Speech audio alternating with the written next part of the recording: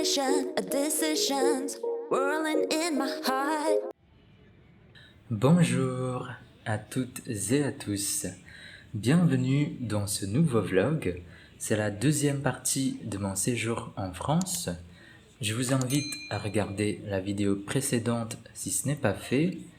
En tout cas, ce vlog traite de ma deuxième semaine dans ce pays, qui était une semaine de ouf, puisqu'on a visité l'Alsace et Paris. C'était très enrichissant pour moi, et j'espère qu'il en sera de même pour vous. Et puis, kiffez bien!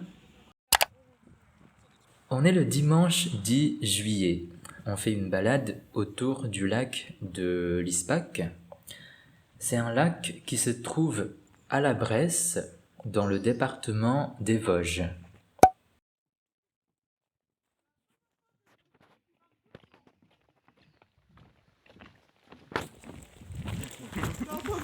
Ouais, j'ai entendu. Bah, ils sont trop loin devant parce que j'ouvre pas la marque, donc là, j'essaye de rester dans le rythme du groupe. Ou alors, je vieillis. Après la promenade au lac de l'Ispac, on visite la ville alsacienne de Colmar.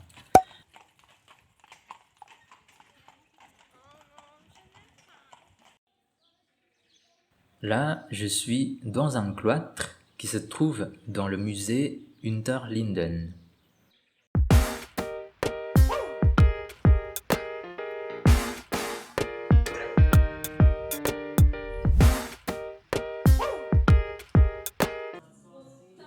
Alors là, on est le surlendemain soir.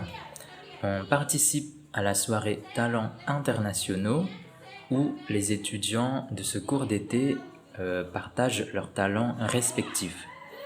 Par exemple, ici, vous voyez une étudiante animer un atelier de danse.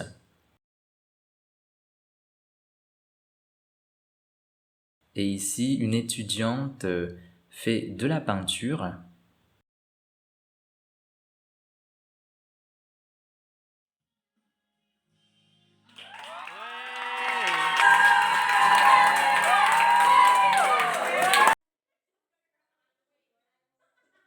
On a également des dégustations comme celle-ci. Bonsoir. J'espère que vous avez un papa.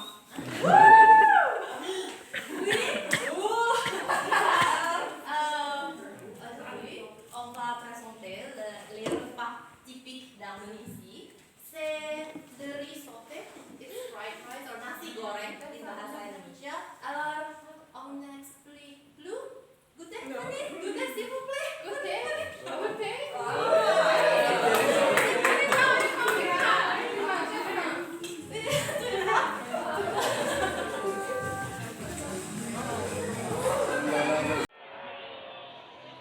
Ah, c'est la fête nationale, le 14 juillet. J'ai beau ne pas être français, cette fête est très spéciale pour moi. C'est un moment magique. Personnellement, elle représente pour moi la liberté, la démocratie, la justice. Là, on est sur la place Stanislas pour assister aux feux d'artifice qui sont tirés de la pépinière. Et on entend en même temps l'hymne national, la Marseillaise.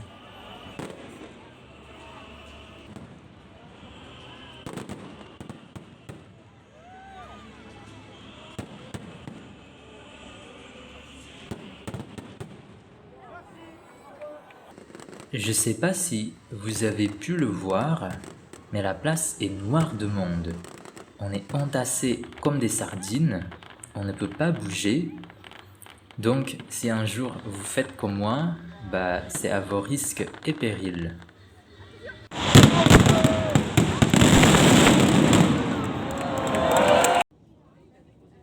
On est le lendemain après-midi, c'est mon dernier jour à Nancy, et c'est parti, direction Paris.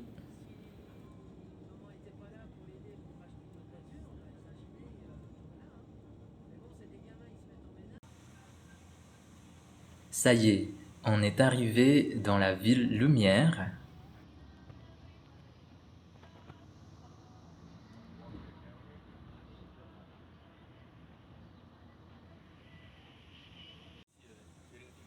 Alors, est-ce que vous reconnaissez cet endroit? En fait, pour ceux qui ne savent pas, on est vers la place Diana. En dessous de cette place, il y a un tunnel et c'est dans ce tunnel-là que la princesse Diana a eu l'accident.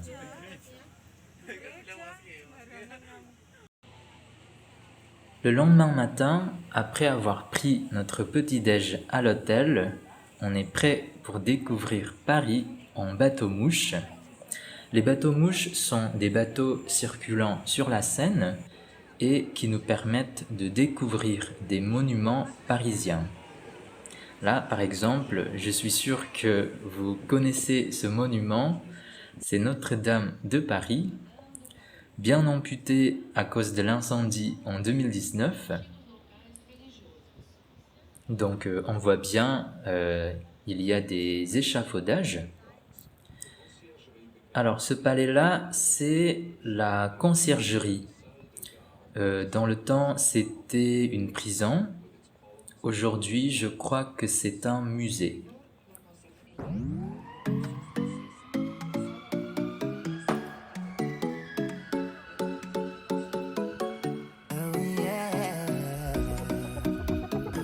I know it could have been better. You look so pretty in lies. Ces bateaux amarrés sur la Seine sont ce qu'on appelle des péniches. Et saviez-vous que certaines péniches sont habitées, c'est-à-dire que les gens payent un droit pour stationner et y habiter. Et puis bien sûr, symbole par excellence de Paris, la Tour Eiffel.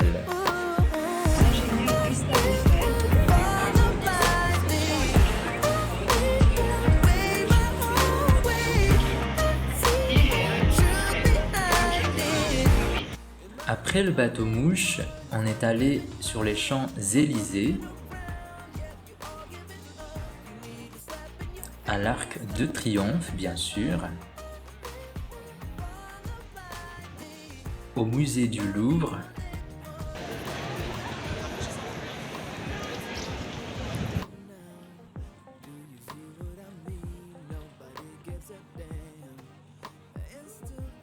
et après, on se promène à Paris, on cherche des bouquins, des souvenirs, on se fait un resto, etc.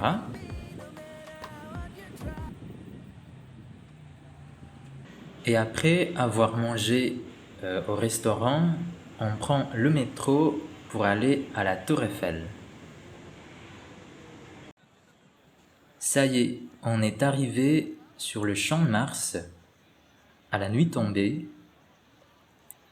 Ce qui est marrant, c'est que au pied de la Tour Eiffel, il y a plein de vendeurs à la sauvette. Vous voyez, ces gars qui vendent de la camelote aux touristes. Moi, je croyais que ça n'existait pas en France, mais en fait, si, il y en a beaucoup. Alors, on a décidé de monter à la Tour Eiffel par les escaliers. Vous pouvez aussi prendre l'ascenseur, mais bien entendu, ça coûte plus cher. Voici la vue de Paris de nuit depuis le 2e étage de la tour. Donc on voit bien la Seine.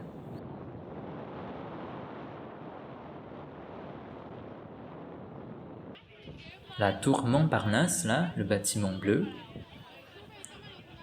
On voit également la Grande Roue.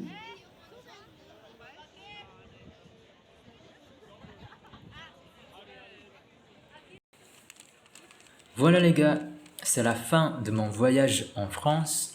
Après la visite de la tour, on rentre à l'hôtel et le lendemain, direction l'aéroport Charles de Gaulle pour rentrer en Indonésie. Alors ça y est, je suis retourné en Indonésie. Je suis maintenant à l'aéroport de Jakarta. Donc ouais, après 2 semaines en France, à Nancy notamment, j'ai fait mon cours d'été, j'ai suivi mon cours d'été et maintenant je suis revenu en Indonésie Honnêtement, je suis un peu triste, j'ai un peu le cafard d'avoir quitté la France, parce que 2 semaines c'est quand même très bref, mais bon, c'est pas grave. J'espère pouvoir revenir en France dans le futur.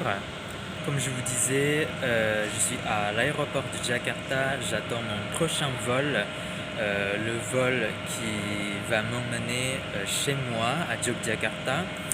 En fait, le vol, c'est à 7h55 du matin, et maintenant il est 1h, il est 1h du matin, donc j'ai quelques heures devant moi.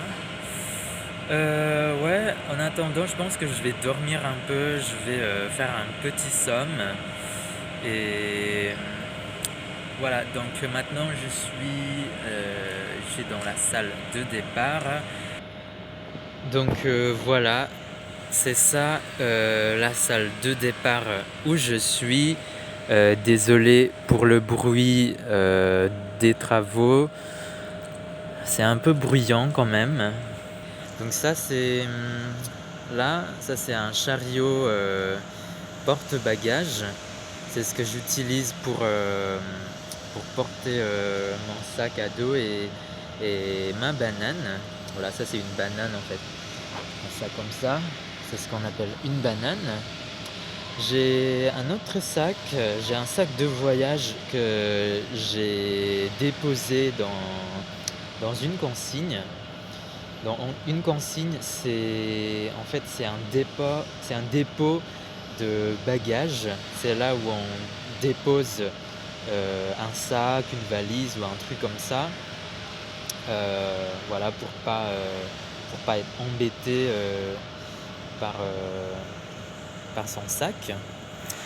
Donc à 6h je vais récupérer mon sac, et après je vais enregistrer mon bagage en soute. Donc ça c'est des comptoirs, ça c'est ce qu'on appelle des comptoirs.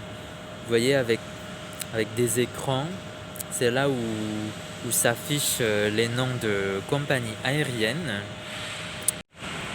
Ok, je pense que je vais terminer le vlog ici.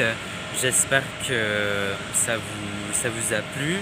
Ça vous a donné un petit aperçu de ce que c'est un cours d'été. Et ouais, encore une fois, désolé pour le bruit des travaux. J'espère que ce n'est pas très bruyant. Mais ouais. Ok, et désolé aussi pour ma gueule dégueulasse, parce que ça fait une journée entière, je pense, que j'ai pas dormi, que j'ai pas pris ma douche, donc voilà, soyez indulgents. Ok, bon, je vais dormir un peu, je vais faire un petit somme, et puis je vous dis à bientôt, bye bye.